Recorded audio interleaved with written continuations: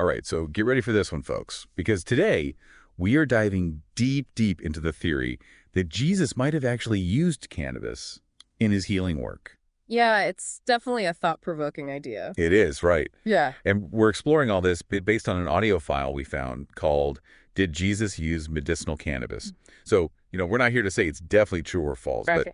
just to kind of like unpack it, look at the evidence, and see where it takes us. Yeah, examine the arguments and see what we think. Exactly. So one of the key things this whole theory hinges on is this idea of holy anointing oil. Okay.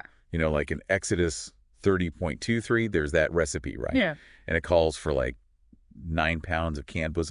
Right. Cannabism. And traditionally, it's always been interpreted as calamus, which is like a pretty common herb. Yeah, you see that a lot in ancient texts. But some scholars, like this guy Chris Bennett, they're like, hold on a second. What if cannabism is actually, cannabis?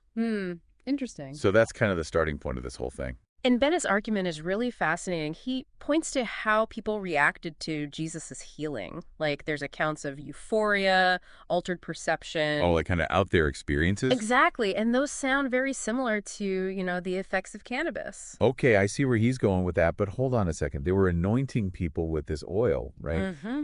Wouldn't that just make them smell nice? I mean, how's that going to lead to, like, actual healing or these crazy experiences? Well, you have to think about the cultural and historical context. Okay. Anointing someone back then, it wasn't just like aromatherapy. Right, it was like a big deal. It was deeply symbolic, often tied to spiritual transformation, purification. Ah. So now, if this oil actually had cannabis in it, imagine that added layer of experience during these rituals. Whoa, yeah. It kind of changes things, doesn't it? It really does. It shifts our understanding from something purely symbolic to something potentially psychoactive. Okay, that's a huge difference.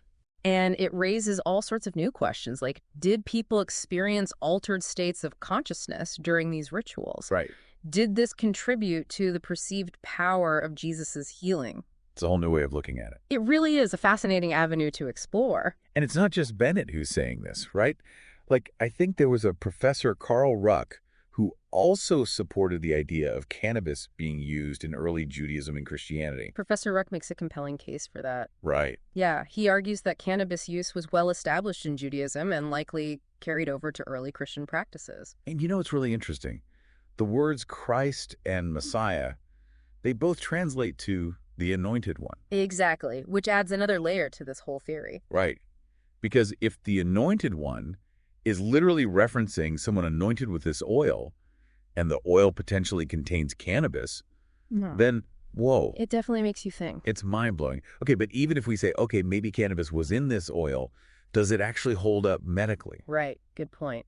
Like, what we know and now about cannabis, does it support the idea of Jesus using it to heal people? That's a key question, and it's important to remember we can't just view this through a modern lens. Right, of course. But the modern understanding of cannabis does offer some interesting parallels. Okay, I'm intrigued. Take, for example, the case of Charlotte Fiki. Do you know that story? Yeah, isn't that the little girl with, like, a really bad epilepsy, Dravet syndrome or something? Exactly. Dravet syndrome, a severe form of epilepsy. And cannabis oil, like, really helped her. Yes. She was having hundreds of seizures a week. Oh, my gosh. And when she started using cannabis oil, her seizures dropped drastically. I mean, we're talking going from over 1,000 seizures a month down to just 2. That's incredible, but, I mean, that's just one case, right? Of course. And it doesn't prove anything about Jesus. Yeah. But it does illustrate just how potent cannabis can be, particularly in oil form. Right, and it kind of makes this ancient theory a little more believable. Exactly. It gives it a modern-day echo. And it's not just epilepsy, right? Like, people are using cannabis for all sorts of things now. Absolutely. There's growing research on its potential for glaucoma, Alzheimer's, Parkinson's, even Crohn's disease and anxiety. Wow. 27 states in the U.S. now have medical marijuana programs, so the therapeutic value of cannabis is being recognized more and more. Yeah, it's definitely becoming more mainstream. For sure. Okay, so we've got this ancient recipe, claims of powerful healing, and modern research that kind of backs it up. But is there any actual evidence from Jesus's time? Well, there's some fascinating archaeological evidence that points to cannabis use in that region. Oh, really? Like what? For example, there was this discovery in Beit Shemesh, Israel. They found the 1,623-year-old remains of a young girl. Wow, 1,600 years old. An analysis showed that she had cannabis in her system. No way. Archaeologists believe it was used to ease childbirth. Whoa, so using cannabis for childbirth goes way, way back. It certainly does. And that's not even the oldest find. There's something even older. There's a hemp rope dating back to 26,900 BC that was found in the Czech Republic. What?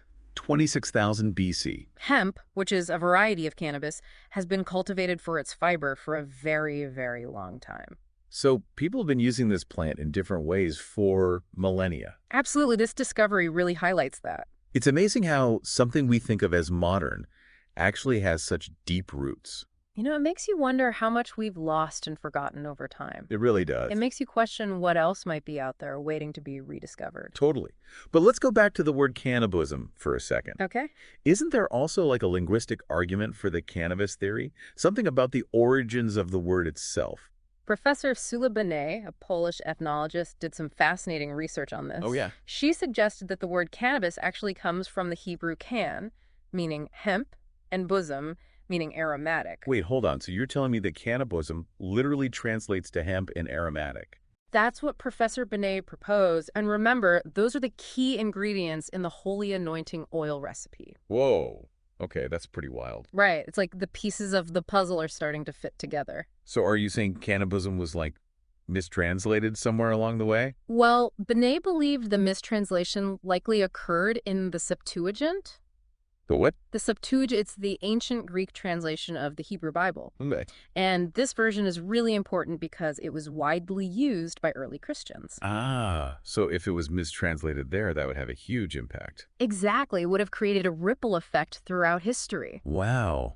This is getting more and more interesting. It really is. We have cannabism, potentially cannabis, in this holy oil used for healing, maybe even connected to the title Christ itself. Right. Plus, we have all this historical evidence suggesting cannabis use goes back thousands of years. Okay, so it's pretty compelling. It is compelling, but like with any good investigation, we need to look at all sides of the story.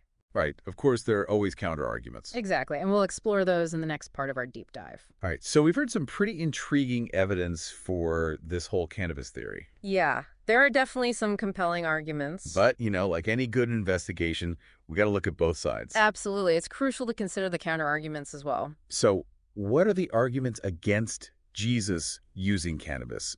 What are the people who are saying, nope, not buying it? Well, one of the most vocal critics of this theory is Professor John Musselman, a botanist. A botanist. Okay, so he knows plants. He really knows his stuff. And he argues that there's just no solid evidence to link any biblical herbs to marijuana. So he's firmly in the calamus camp. Like he's saying cannabism is definitely calamus and that's that. Pretty much, yeah. He believes that the whole cannabis interpretation is a bit of a stretch. Okay, so it's not just that he doesn't like the idea of Jesus using cannabis. Right. It's more about the evidence, or in this case, the lack of it. What kind of evidence is he looking for? Like, what would convince him? Well, one of his key points is that some proponents of the cannabis theory claim that calamus is too weak to have the effects described in the Bible. Oh, like the euphoria and altered perception we were talking about earlier. Exactly. But Musselman argues that that's simply not true, that consuming calamus can actually have pretty powerful effects. Okay, so the potency argument doesn't really hold up. Not according to him. But what about, like, actual historical sources that directly link Jesus and cannabis? Ah, well, that's where things get a little tricky. Meaning? That's the biggest challenge for the cannabis theory. There are no ancient texts or historical records that explicitly state that Jesus used cannabis.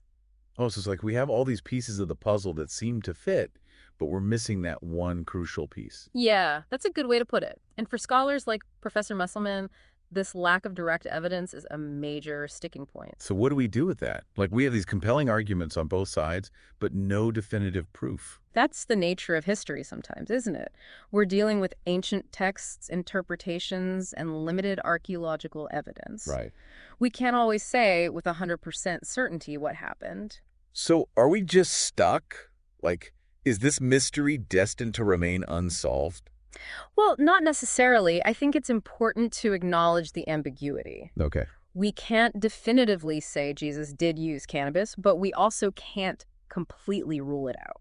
So it's kind of up to each person to decide what they believe. Exactly. It's about weighing the evidence and coming to your own conclusions. And I think that's what makes this deep dive so fascinating, right? Definitely. It's not about finding the answer. It's about exploring the possibilities. Yeah, and challenging assumptions. And maybe even realizing that sometimes there isn't one clear-cut answer.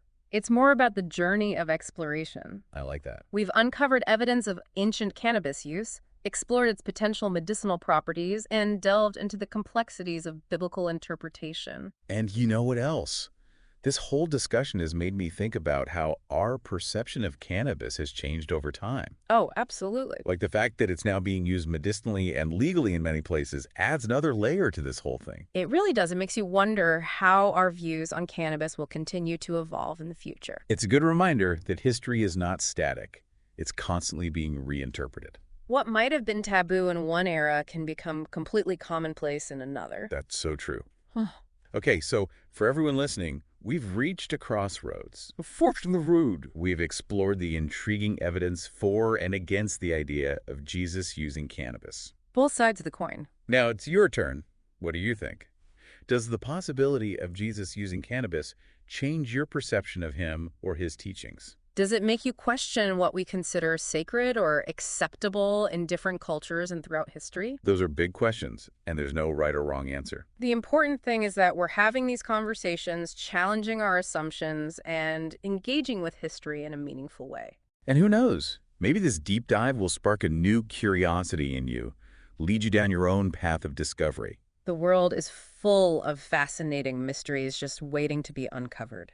So as we wrap up our deep dive into this, really ancient mystery, I'm curious, what are your main takeaways? Did any of the evidence really resonate with you, or did this whole exploration just leave you with more questions than answers? You know, what strikes me is how this topic really highlights the intersection of faith, science, and history. Yeah, for sure. We've got these ancient texts that are open to interpretation, scientific discoveries about cannabis, and historical accounts. It's a lot to unpack. It is. It's a complex puzzle with no easy answers. And I think that's a good reminder that the past isn't always black and white. Right. There are gaps in our knowledge, multiple perspectives to consider, Absolutely. and there's always room for debate and discovery. That's the beauty of it. It keeps us curious, encourages us to ask questions. And reminds us that history is like a living, breathing thing. It's constantly evolving. Exactly. We're not just passively absorbing facts, we're actively engaging with the past. Yeah, trying to piece together a more complete understanding of the world and,